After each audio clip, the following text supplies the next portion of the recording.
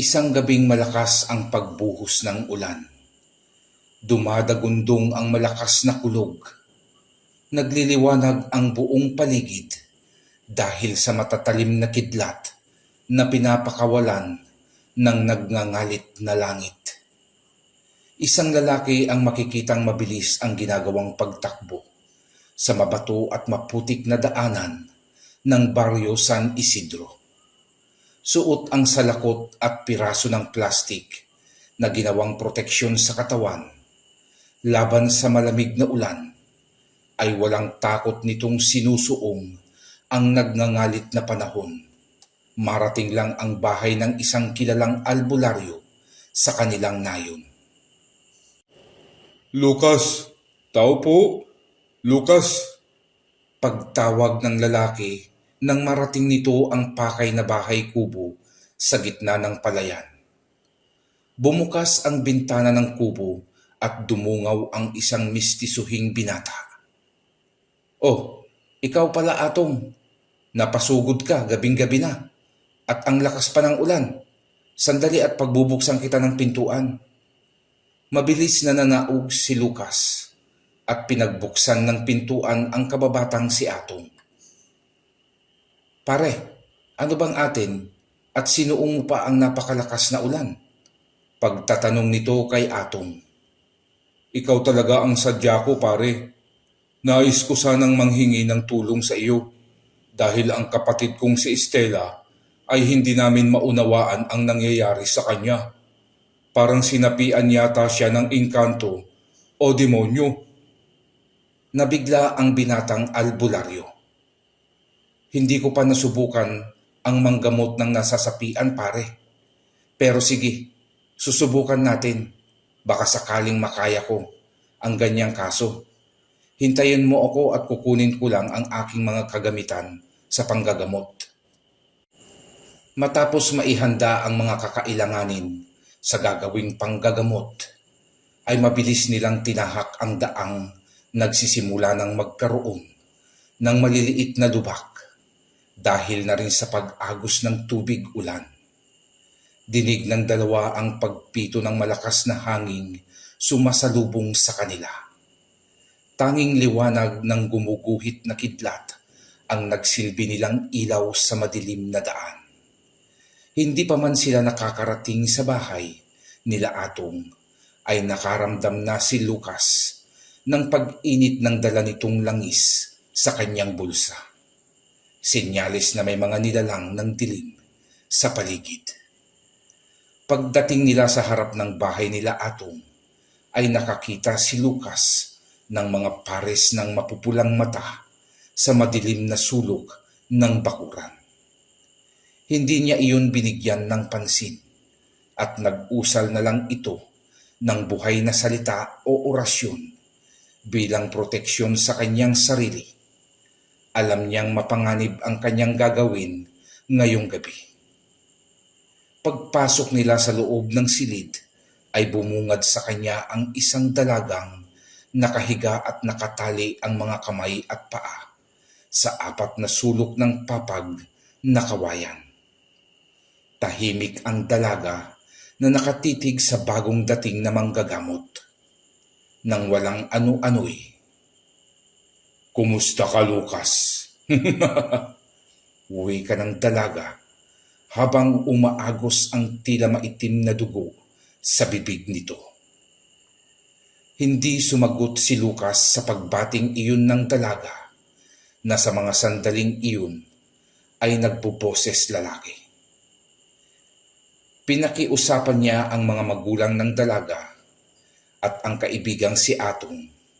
Naiwan muna siya sa silid at hintayin na lamang ang pagtawag niya kung kakailanganin niya ang tulong ng mga ito. Sa loob ng silid ay naiwan si Lucas at ang dalagang nagpupumiglas at nagpipilit makawala sa kanyang pagkakatali. Inilabas ni Lucas ang botelya ng langis na kanina pa ang ginagawang pagkulo. Mula sa dalang bayong ay inilabas din ni Lucas ang isang buntot pagi at isang tansong krus na isang dangkal ang haba. Hawak ang krus na tanso at buntot pagi ay nilapitan niya ang dalaga na sa mga sandaling iyon ay masama na ang pagkakatitig sa kanya. Bakit kulas? Gusto mo ba akong tikman? Ang wika ng nilalang sa katawan ng babae. Wala pa ring imik ang binatang albularyo na nakatitig lamang sa dalagang nasasapian. Nabasa ni Lucas na hindi basta-bastang nilalang ang nakasanib sa katawan ng dalagang kaharap. Sa pamamagitan ng aurang inilalabas sa katawan ng dalaga, ay nalaman ni Lucas na isang demonyo ang sumanib dito.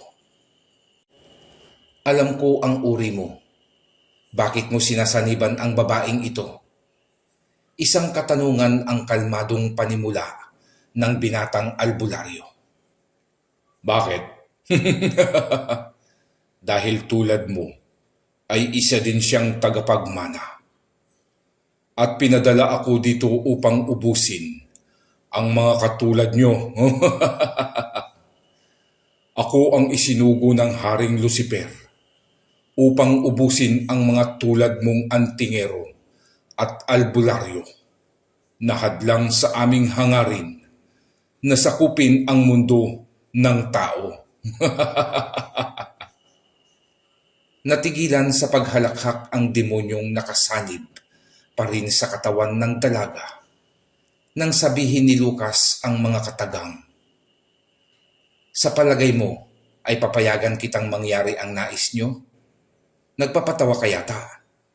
Mabuti pa'y lisanin mo na ang katawan ng babaeng ito sa ngalan ng Panginoon.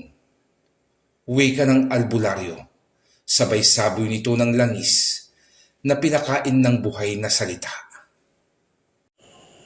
Napaangil ang demonyo na tila napapaso sa pagdampi ng mga patak ng langis na iyon. Nag-iiwan ito ng mga sugat sa balat ng dalaga na animoy hinihiwa ng kutsilyo ang bawat tamaan ng langis na iwiniwisik ni Lucas. Kumalma ang nilalang. Tumirik naman ang mata ng dalaga hanggang sa maging puro na lamang puti ang mga ito. Isa-isa ring nakakalag ang mga tali sa kamay at paa ng dalaga. Walang ano-ano'y dahan-dahan itong lumutang sa ere. Umabot ito hanggang sa bubungan ng kubo at doon ay kumapit. Pumihit ang ulo nito at humarap kay Lucas sabay nagwika. Nais mo talagang subukan ang aking kakayahan, binatang albularyo? Pagkawika niyon ay mabilis na ang ginawa nitong paggapang at nilundag ang albularyo. Ngunit maagap si Lucas at mabilis niyang sinalubong ng paghampas ng buntot pagi ang nilalang. Tinamaan iyon at bumagsak sa papag. Pinahanga mo ako sa bilis ng iyong pagkilos, albularyo. Ngunit kulang pa rin ang iyong kakayahan upang talunin ang isang katulad ko.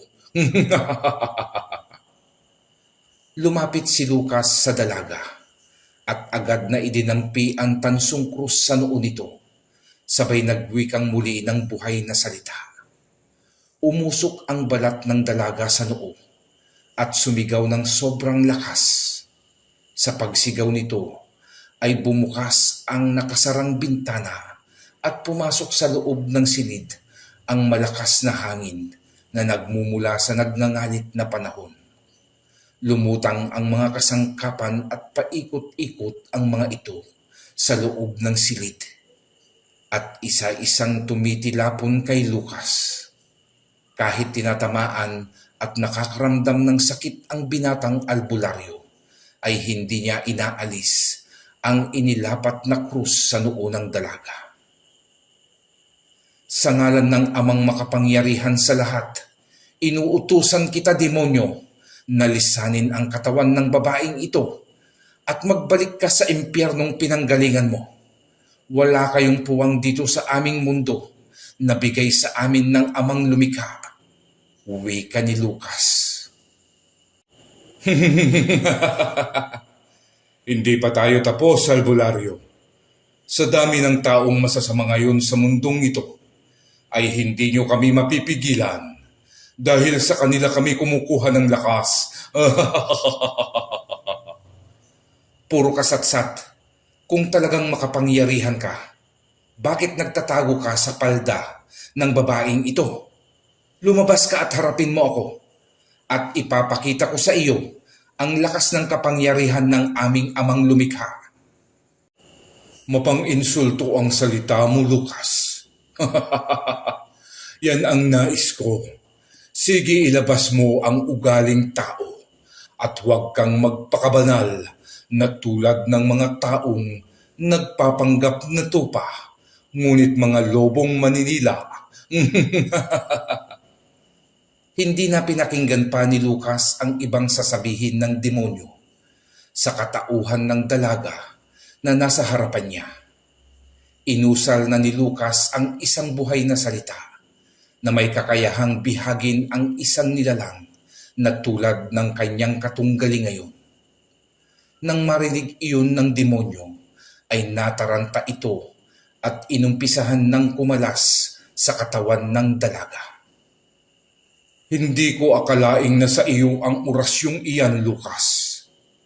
Hindi pa tayo tapos, albularyo.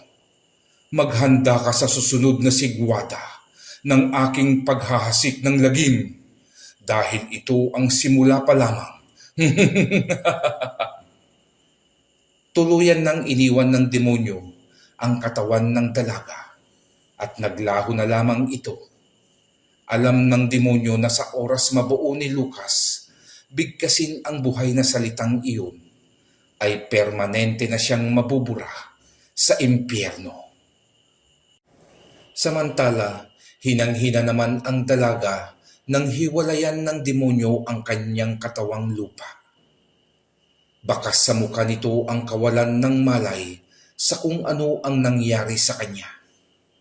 Tinawag na ni Lucas si Atong at ang magulang ng babae upang asikasuhin na ang dalaga. Huwag na kayong mag-alala at ligtas na po ang inyong anak. Nilagyan ko na rin siya ng proteksyon upang hindi na mabalikan o mapasukan ng kahit anong elemento. Wika ng binatang albularyo at nagpaalam na ito. Sa paglabas ni Lucas ng bahay ay pansin nito ang pagkalma na rin ng panahon.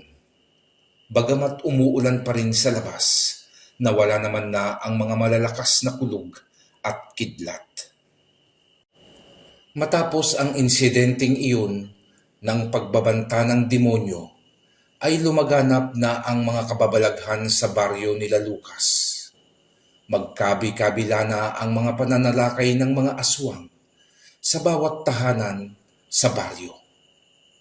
Isang araw habang inaayos nito ang kubo ng kanyang kalabaw, ay napadaan naman ang isang matanda. Patungo ito sa di kalayo ang gubat upang manguha ng kahoy. Nang makita nito ang abalang binata. "Lucas, ano ba ang pinagkakaabalahan mo dyan, iha?" Tanong ng matanda.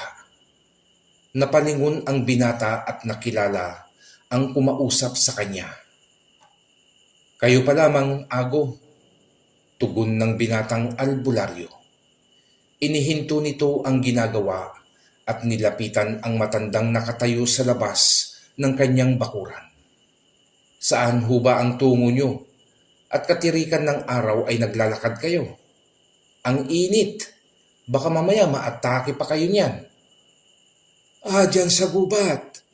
Mangunguha lang ako ng konting panggatong at naubusan na ng gatong sa bahay. Mamaya, magsaing na si Tinang at walang magamit, magbubunga nga na naman yun eh. Teka nga lang, maiba ako iho. Nabalitaan mo na ba ang mga kaganapan dito sa ating baryo tuwing sumasapit ang gabi?" Pagtatanong nito. "Oho, Manong. Kaya mag-iingat ho kayo At huwag nang magpapagabi sa daan at delikado dito sa ating baryo ngayon. Balita ko pa nga ho, maging sa mga karatig na baryo, ay nakakaranas din sila ng mga kababalaghan tuwing sumasapit ang gabi. Oo nga eh. Ay nako, naway gabayan tayo ng Panginoon, Lucas. Siya ako'y lalakad na at baka madiliman pa ako sa pag-uwi mamaya. Sige po, Manong. Diyan na lang ho kayo sa bungad ng gubat mga hoy. Madami naman tuyong sanga ang nagkalat diyan. Sige po, ingat po kayo. Nagpatuloy na sa paglalakad ang matanda, habang si Lucas ay napapaisip na nakatanaw sa papalayong si Manong Ago. Mukhang kailangan ko ng kumilos. Hindi ako maaaring magbingi-bingihan at magbulag-bulagan sa mga nangyayaring kababalaghan dito sa aming baryo. Uwi ka ng binata sa sarili. Isang gabing kabilugan ng buwan, sa isang bahay ay masayang nagkwekwentuhan ang mag-asawang Alma at Ernesto. Nanggulatin sila ng ingay ng grupo ng mga kalalakihang nagsisigawan sa kalsada. Agad ang ginawang pagdungaw ni Ernesto sa kanilang bintana upang tignan kung anong kaguluhan ang nasa labas. Kita niya ang nagtatakbuhang mga kalalakihan. Nagtanong si Ernesto kung ano ang nangyayari. Ayon naman sa sumagot na binata, ay hinahabol daw ng mga ito ang isang aswang. Nahuli daw nila iyong naniniktik sa bubungan ng bahay nila Mang Teban. At mukhang gustong biktimahin ang buntis na manugang ng matanda. Ngunit sa bilis ng kanilang hinahabol na nilalang, ay hindi na nila ito inabutan nang maglaho na lamang ito sa dilim. Hindi na rin nagpatuloy pa ang mga kalalakihan sa paghabol dahil sa pag-aalinlangan na baka isa sa kanila ang mabiktima ng nilalang. Kinabukasan habang namimili si Lucas ng maaalmusal na itlog at pandesal, sa tindahan ay narinig nito ang usapan ng ilang matatandang babae na noon ay nagtatalsikan pa ang laway habang nagkwekwentuhan. Napapailing na natatawang umuwi si Lucas. Habang nag-aalmusal ang binata, ay isang plano ang naisip nito.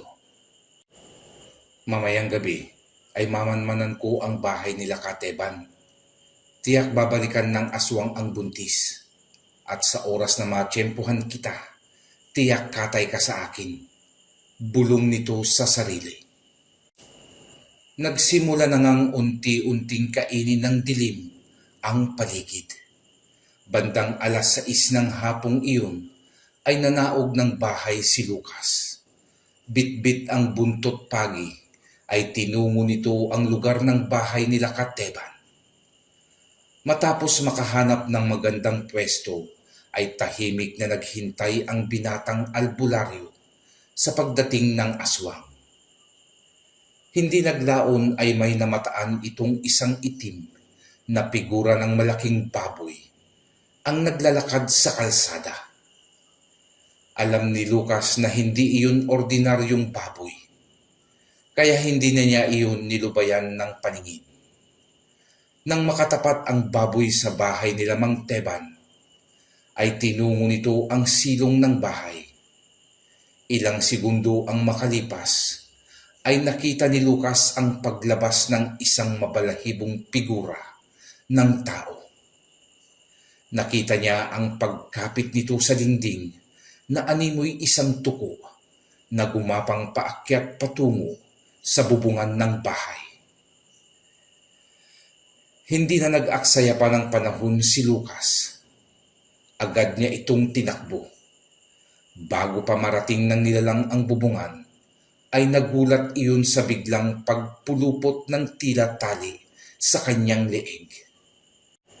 Nanlaki ang mapupulang mata ng nilalang at napalingon ito sa kinaroroonan ni Lucas. Buong lakas na hinatak naman ng binata ang buntot paging nakapulupot ang dulo sa leeg ng aswang, dahilan ng pagkahulog niyon sa lupa. Nagulat ka. Akala mo makakaisa ka ngayong gabi, no? Nagkakamali ka. Dahil hanggat buhay ako, hindi ko hahayaan na manaig ang kasamaan nyo dito sa mundo. Nakangising wika ni Lucas. Pakialamero kang nilalang. Pagbabayaran mo ang iyong kapangahasan. Wika ng lalaki na mabilis nang nagsaan yung baboy at dinaluhong nito ang binatang albularyo.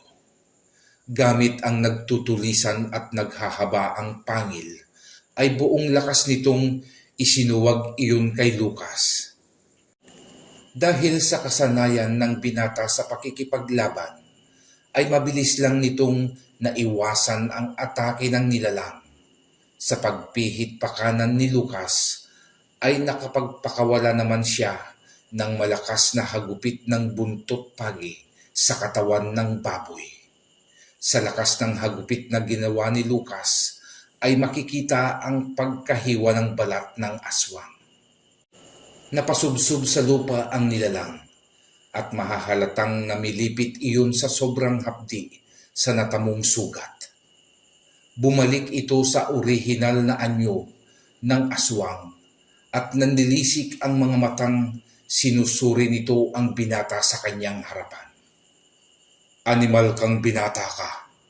Papatayin kita at gagawin kitang handa sa aming piging ngayong gabi. Gigil na sabi ng aswang kay Lucas. Sa nararamdaman kong aura ng iyong kapangyarihan, ay isa ka lamang uri ng mahinang aswang. Hindi ang katulad mo ang gagapi sa akin, kaibigan. Natatawang wika ni Lucas. Huwag mo akong tawaging kaibigan dahil ang katulad mo ay kaaway namin. Ito ang sa iyo, wika ng nilalang at isang malakas na kalmot ang pinakawalan nito. Sa bilis ng pagkilos ng nilalang ay hindi iyon naiwasan ni Lucas, dahilan upang magtamo ng malalim na sugat ang binata sa kanyang dibdib. Bahagyang napaatras si Lucas at mahahalata rin sa binata ang pag-inda nito sa natamong sugat. Anak ka ng pating at nakadali ka pang halimaw ka? Tatapusin na kita at naiirita na ako sa itsura mo, pangit.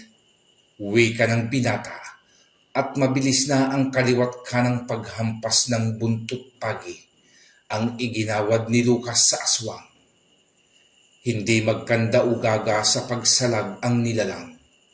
Kada tamaan kasi ng sandatang iyon ni Lucas ay tila patalim na sumusugat sa kanyang kalamnan. Nanghihina ang aswang nang tigilan ng hagupit ni Lucas. Akala ko ba ay papatayin mo ako? Pero sa nakikita ko ay mukhang ikaw ang matutodas ngayong gabi, halimaw. Sa pagkakasabing iyon ng binata, ay isang wasiwas sa buntot pagi ang muli niyang pinakawalan na muling pumulupot sa liig ng aswang. Mahigpit ang pagkakapulupot nito sa liig ng nilalang, dahilan upang mahirapan sa paghinga ang nagmamakaawang aswang. Tama na. Maawa ka. Hindi na ako lalaban. Buhayin mo lang ako at magpapakalayo-layo na ako dito. Sa tingin mo ba ay magpapalin lang ako sa isang katulad mo? Alam ko kung sino ang nag-utos sa inyong guluhin ang tahimik na pamumuhay ng mga tao. Kaya tanggapin mo ang kaparusahang igagawad ko sa iyo dahil sa pagkitil niyo sa buhay ng mga inosenteng tao. Isang malakas na paghatak ang ginawa ni Lucas sa nakapulupot na buntot pagi sa liig ng aswang. Wala nang narinig pang pagsigaw ang binata dahil gumulong na sa lupa ang putol na ulo ng nilalang. Habang pinupunasan ni Lucas ang dugong kumapit sa sandatang buntot ng pagi, ay bumukas ang bintana ng bahay ni Kateban. Dumungaw doon ang matanda at nanlaki ang namimilog nitong mga mata sa nakita. Magandang gabi po, Katayban. Wala na po kayong dapat katakutan na maaaring magbigay kapahamakan sa inyong apo. Bukas po ay papasyalan ko ang inyong manugang upang mabigyan siya ng proteksyon. Sige ho, magpahinga na kayo at ako'y uuwi na rin. Uwi ka ng binatang albularyo. Bit-bit ang putol na ulo at hila-hila ang lupaypay na katawan ng aswang ay naglakad na si Lucas. Habang papalayo ang binata, ay hindi nito pansin ang dalawang pares ng mga matatalim at mapupulang mata ang makikitang nakamasid sa ginawa niyang pagpaslang sa aswang. Sa isang bakanting tumana ay huminto si Lucas at doon ay sinunog dito ang bangkay ng napaslang niyang kampon ng dilim. Matapos maabo ang bangkay ng nilalang, ay nagpasya na si Lucas na umuwi at magpahinga. Hindi rin kasi basta-basta ang pagod ng pakikipaglaban sa isang nilalang ng dilim. Pagsapit ng umaga, ay makikita ang ilang matatandang nagkukumpulan sa ilalim ng isang malaking puno ng akasya. Pinag-uusapan ng mga ito ang ginawang pagpaslang ni Lucas sa aswang na nagnanais makuha ang kanyang apong nasa sinapupunan pa lamang ng kanyang manugang. Sakto naman ang pagdaan ni Lucas na noon ay patungo sa tindahan upang bumili ng tinapay at itlog na paborito nitong almusal. Tumayo at naglapitan ang mga nag-uumpukan at binati ang binatang albularyo sa ginawa nitong pagpatay sa aswang.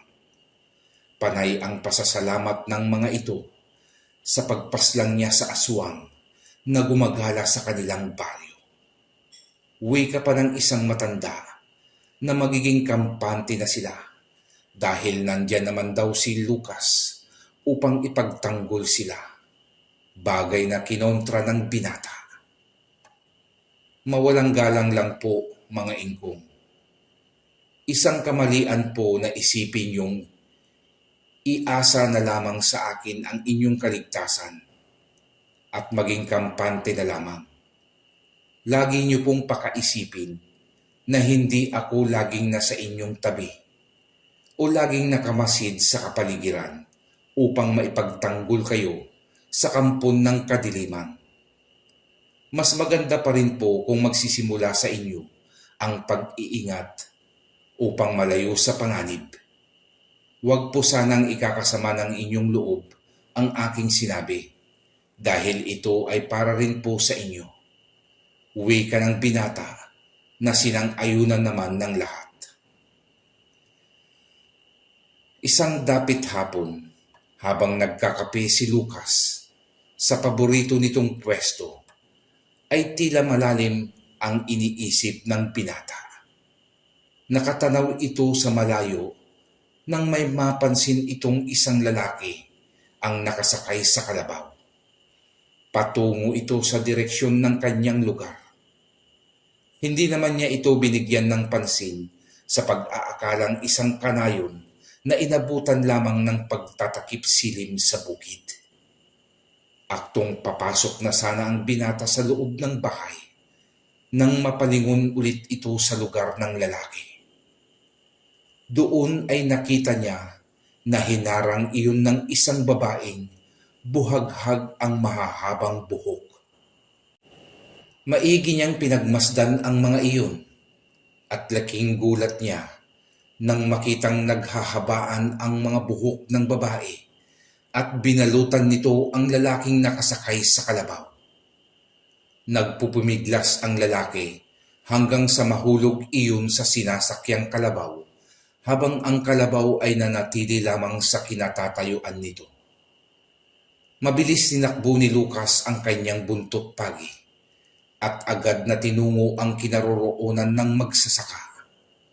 Pagdating niya sa lugar, ay laking pagtataka ni Lucas nang nawala doon ang babae at lalaki. Kasalukuyang nagpapalinga-linga ang binata sa paghahanap ng isang malakas na pagsipa ang dumampi sa kanyang likuran na ikinatalsik nito. Gumulong si Lucas sa putik. Hindi agad nakatayo ang binata dahil ininda nito ang malakas na pagkakasipa sa kanya. Pagtayo ng binata ay nakita na lamang niya ang 3 nilalang sa kanyang harapan. Ang babaeng may mahahabang buhok na tila may sariling buhay na naggagalawan ang mga iyon. Ang magsasakang nasa kaanyuhang taong aso dahil sa makapal na balahibo nito sa katawan at hugis aso ang ulo nito. At ang kanina'y kalabaw na ngayon ay nasa katawang tao, ngunit parang toro ang ulo at paa. Walang hiya, nadali niyo ako Patibong pala ang lahat. Uwi ka ng binatang albularyo na dumura pa dahil sa pumasok na putik sa kanyang bibig. Sino ba ang nag-uutos sa inyo upang gambalahin ang baryong ito at paslangin ako? Marahil ay alagad kayo ng demonyong si Ogro, ano? Mabuti at alam mo, isa kang malaking balakid sa plano ng aming pinuno. Kaya dapat sa iyo ay mamatay. Kaya humanda ka, albularyo, dahil ililigpit ka namin ngayon. Talaga lang ha?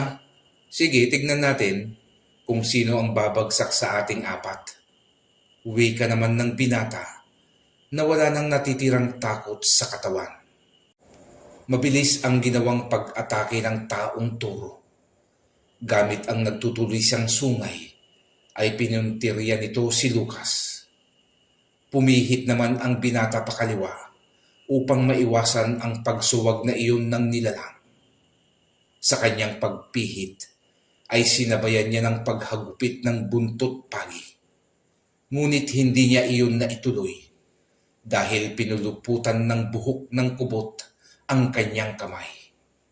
Mahigpit ang ginawang pagkakapulupot nito sa kamay ni Lucas, dahilan upang mabitiwan ng binata ang tangan na buntot pagi. Akma sanang dudukutin ng binata ang tansong krus sa kanyang bulsa. Ngunit mabilis na namang pinuluputan ng buhok ang isa pa niyang kamay na isinunod din agad sa pagpulupot ang kanyang leeg. Hindi na maikilos ng binata ang kanyang katawan. Kahit anong gawin niyang pagpupumiglas, ay wala na siyang kakayahang makatakas sa lakas ng kubot. Sa pagpipilit niyang makawala sa mga buhok na iyon, ay lalo lamang humihigpit ang pagkakapulupot ng mga ito. Sa pagkakataong iyon, ay nagkaroon naman ng pagkakataon ang taong aso na paulanan siya ng magkakasunod at malalakas na suntok na dumampi sa iba't ibang bahagi ng kanyang katawan. Binira nito ng suntok ang tagiliran ni Lucas, ang dibdib at sikmura nito, dahilan upang sumuka ng dugo ang binatang albularyo. Nang hihina na ang katawan ni Lucas, nagdidilim na ang kanyang paningin dahil sa kakulangan ng hangin at tindi ng mga suntok na sinasalo ng kanyang katawan. Nawalan na ng pag-asa ang binata. Naisip na niyang ito na ang huli niyang gabi sa mundo. Unti-unti na ring pumipikit ang kanyang mga mata. Bago pa ito tuluyang pumikit, ay nakita pa ni Lucas ang ginawang pagduelo ng taong toro. Ikinaykay nito ang isang paa sa lupa at mabilis na sumugod kay Lucas upang igawad ang naudlot na pagsuwag sa wala ng laban na katawan ng binata. Tuluyan nang pumikit ang mga mata ng binatang albularyo. Nawalan na ito ng kamalayan sa paligid. Konti na lang at tutusok na sa dibdib ni Lucas ang matutulis na sungay ng kalaban. nang biglang isang napakalakas na liwanag ang sumilaw sa mga nilalang. Napapaso ang mga balat na tumatagos hanggang buto ng mga nilalang ang idinudulot na iyon ng liwanag. Napabitiw ang mga buhok ng kubot kay Lucas. Sa pagkakabitiw ng mga buhok ng kubot, ay bumagsak ang lupaypay na katawan ng binatang albularyo sa lupa. Kasabay ng pagbagsak ng katawan ni Lucas sa lupa, ay ang pagbagsak din ng tatlong nilalang na noon ay nangingisay na. Hindi nagtagal ay nagliyab at nasunog ang mga katawan ng tatlong nilalang hanggang sa maabo ang mga ito. Samantala sa isang kubo ay nagngingit-ngit naman ang isang matandang albularyo na noon ay kasalukuyang pinapanood ang pangyayari sa isang oblong na salamin. Napamura pa ito nang biglang tumagos ang liwanag sa salaming kanyang pinanunooran, dahilan upang hindi makita ang katawan ni Lucas.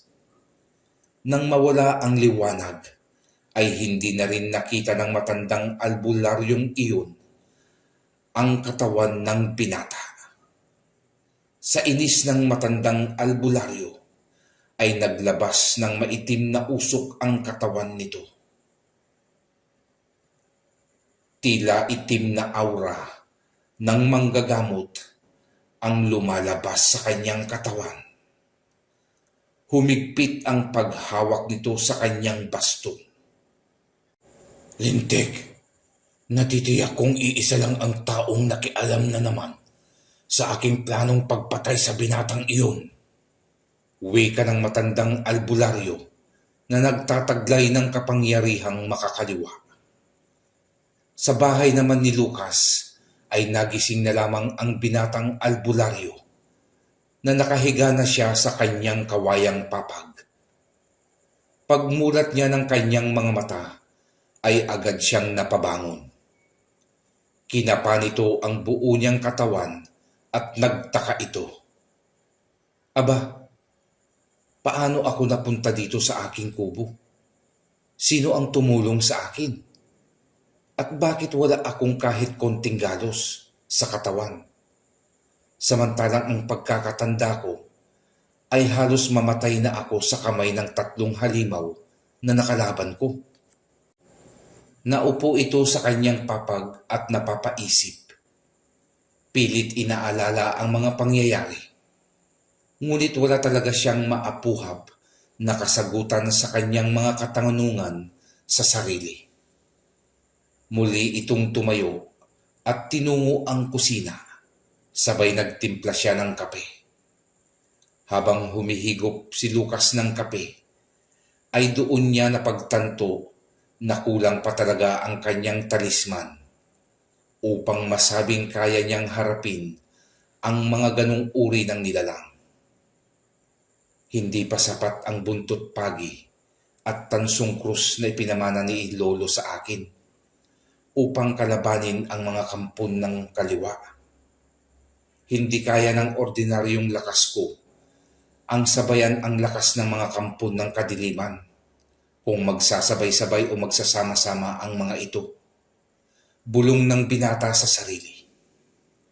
Napabuntong hininga na lamang ang binata na sinundan ng paghigop ng kanyang kape. Samantala sa ilalim ng punong baliti, sa pusod ng gubat, ay isang matanda ang nakaupo sa isang malaking punso. Habang hinihimas nito ang puti niyang balbas, ay seryoso itong nakatingin sa kawalan. Kailangan na nating magtagpo, Lucas. Kailangan na kitang makaharap sa lalong madaling panahon bago pa mahuli ang lahat. Wika ng matandang ito. Sa kubo naman ng matandang albularyong may tangan ng itim na kapangyarihan, ay makikita itong nakatayo at nakapikit. Lumalabas sa katawan nito ang itim na usok. Nakaharap ito sa isang ribultong bato, nakawangis ng demonyong si Ogro. Nakikipag-usap ang matandang ito gamit ang isip. Si Ogro ay isang demonyong alagad ni Lucifer na inutusan upang puksain ang lahat ng antingero at albularyo sa ibabaw ng lupa. Siya din ang demonyong sumapi sa dalagang ginamot ni Lucas. Ano tanda? Mukhang hindi mo yata kayang patayin ang binatang albularyo. Naiinip na ako sa magandang balitang ihahatid mo sa akin. At hindi puro kapalpakan na lamang ang iyong ginagawa. Uwi ka ng demonyo. Bigyan niyo pa ako ng konting panahon, Pinunong Ogro. At ako mismo ang mag-aalay sa inyo ng kaluluwa ng binatang albularyo. Bibigyan pa kita ng panahon. Ngunit pag ako'y nainip sa iyong pangako, ay kasama ang kaluluwa mong dadalhin ko dito sa impyerno. Yumuko na lamang ang matanda bilang pagsang-ayon at pagrespeto nito sa kanyang pinuno. Isang araw ay naisipan naman ni Lucas na magtungo sa gubat upang mangaso. Habang naghahanap ang binata ng baboy ramo, ay nakapansin ito ng isang napakagandang manok bundok. Kakaiba ang itsura nito kumpara sa labuyo na madalas nilang nakikita sa kagubatan. Aba, ang ganda ng manok na ito. At subukan ko ngang hulihin ito. Wika ng binata sa isip nito. Kung tutuusin ay tila maamo naman ang manok na iyon. Ngunit sa tuwing dadakmain ng binata ang manok, ito ay tumatakbo papasok pa lalo sa kagubatan. Medyo nairita na si Lucas sa ganong arte ng hinuhuli niyang manok, kaya naisipan niya niyang puwersahin ang panghuhuli dito. Hinabol na ni Lucas ang manok, ngunit laking gulat ng binata nang bigla na lamang iyong nawala nang makatapat sa isang hindi naman kalakihang punong kahoy. Animo may isang daanan patungo sa ibang dimensyon. Sinubukang lapitan ni Lucas kung saan nawala ang manok. Sinubukan niyang puntahan at pasukin ang tila portal na pinasukan ng manok at laking gulat niya nang tila napunta nga siya sa ibang lugar. Pakiramdam ni Lucas ay napunta siya sa isang paraiso na hindi pa nararating ng mga tao. Marami ang mga nagliliparang ibon na noon niya lang nakita. Makukulay ang mga balahibo nun at mahahaba ang mga buntot. Ang mga punong kahoy bagamat hindi ganun katataas ay hitik naman sa mga bunga. Manghang-manghang naglalakad si Lucas nang isang malakas na hampas ang dumampi sa kanyang batok. Agad na lumingon si Lucas sa kanyang likuran, ngunit wala namang tao ang naroroon upang gumawa sa kanya ng pagbatok. Pagharap muli ni Lucas ay gulat na napaatras ang binata dahil sa pagbulaga ng isang matandang nakabaston. "Kumusta ka, Lucas? Matagal na kitang hinihintay." Wika nito sa kanya. Sino ho kayo? At ano hong lugar ito?" Tanong ng nagtatakang binata sa kaharap na matanda. "Sino ako? Sino ka?" "Lolo, hindi ako nakikipagbiruan sa inyo." "Bakit? Nakikipagbiruan ba ako?" Medyo nairita na si Lucas sa tila batang isip na inaasal ng matanda. Ngunit pinilit pa rin niyang maging mahinahon. Muli niyang tinanong ang matanda. Lolo, sino ba kayo at bakit ako nakapasok sa lugar na ito? Bakit nyo alam ang aking pangalan? Matagal na kitang sinusubaybayan, Lucas. Alam ko ang ginagawa mong pagtulong sa mga nangangailangan. Ang pagpuksa sa mga kampon ng kadiliman. Alam ko rin ang iyong kahinaan at kawalan ng pagsasanay sa pakikipaglaban. Paano nyo nalalaman? At paano nyo naman ako nasubaybayan? Hindi ko naman kayo nakikita sa kahit saang lugar. Ito pa lamang ang kauna-unahang pagkakataon na nakaharap ko kayo. Ayon sa matanda, ay isa siya sa tagabantay ng mga baguhang antingero at albularyo. Ito ang iniatas na trabaho sa kanya ng Haring Engkanto sa lugar na kinaroroonan niya. Nakakapasok lamang ang isang tulad niyang tao sa oras na pahintulutan ng mga diwata ng kalikasan upang ibigay ang isang gabay na magagamit sa pagsugpo sa nagbabadyang kaguluhan at paghahasik ng lagim ng mga kampon ng kadiliman. Dinala kita rito upang sanayin sa mga taktika sa pakikipaglaban at ibigay ang kapangyarihang nakalaan sa iyo. Kailangang matutunan mong mapasunod ang ipagkakaloob naming kapangyarihan. Kailangang maging isa kayo upang mas magamit mo ito sa pakikipaglaban. Ganun po ba? Pasensya na po. Temyong ang pangalan ko, iho. Tawagin mo na lang akong Katemyong. Pasensya na po, Katemyong. Akala ko po kanina ay pinaglalaroan niyo ako. Napakaganda po rito, Katemyong. Oo, tama ka. Ngunit hindi lahat ng makikita mo ay maaari mong mahawakan at kainin. Isang pagkakamali mo lang na magawa at permanente kang mananatili sa lugar na ito, iho. Kaya mag-ingat ka. Halika't ipapakilala kita sa ilang engkantadong magsasanay sa iyo ng iba't ibang uri ng kakayahan ng ibibigay kong medalyon. Tara sa aking munting kubo upang maiabot ko na sa iyo ang medalyon upang makapagsimula ka na sa pagsasanay. Gaano po katagal ang pagsasanay na gagawin ko, Lolo?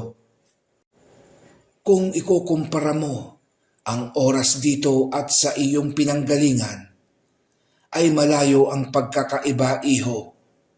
Mas mabilis ang takbo ng oras dito, kaya may panahon pa upang mahabol mapigilan ang paglaganap ng lagim. Samantala, isang gabi sa mundo ng mga tao ay nanaog ng bahay ang matandang albularyong si Kabruno. Nagpalinga-linga ito sa paligid. Sinisigurong walang ibang taong maaaring makakita sa kanyang binabalak gawin. Matapos masigurong klaro ang kapaligiran, ay tumungo ito sa kanyang likod bahay. Nagkubli ito sa isang malaking puno at doon ay umusal ng isang orasyon. Matapos mabuo ang inuusal na orasyon, ay malakas nitong itinuktok sa lupa ang kanyang hawak na baston. Sa paglapat ng dulo ng baston na iyon, ay unti-unting naglilitawan sa lupa ang maiitim na usok. Tila kabuti itong nagsisi-usbungan. At matapos makalitaw ang mga usok na iyon, ay sabay-sabay namang nabuo ang mga kaanyuhan ng iba't ibang uri ng aswang. Humalakhak ng malakas ang matanda. Mga alagad ng kadiliman, umayo kayo at maghasik ng lagim sa baryong ito. Ang iba sa inyo ay hanapin at dalhin sa akin ang binatang albularyo. Agad namang nagsikalat ang mga alagad ng matandang albularyo. Tinungo ng mga ito ang baryo upang simulan na ang paghahasik ng lagim. Sa kadiliman ng gabi ay makikita ang mga nagbabagang mata sa bawat punong kahoy. Mga matang nagmamasid sa bawat kilos ng mga tao sa paligid. Sa mga kabahayan at sa mga tindahang kasalukuyang bukas pa at may kalalakihang nagkakasiyahan. Habang abala si Lucas sa pagsasanay, ay abala naman ang kampon ng kadiliman sa ginagawang pamiminsala sa baryo. Sana po ay nagustuhan niyo ang ating kwento mga kakilabot. Mag-iwan lang po ng comment at huwag po sanang kalimutang mag-like at subscribe.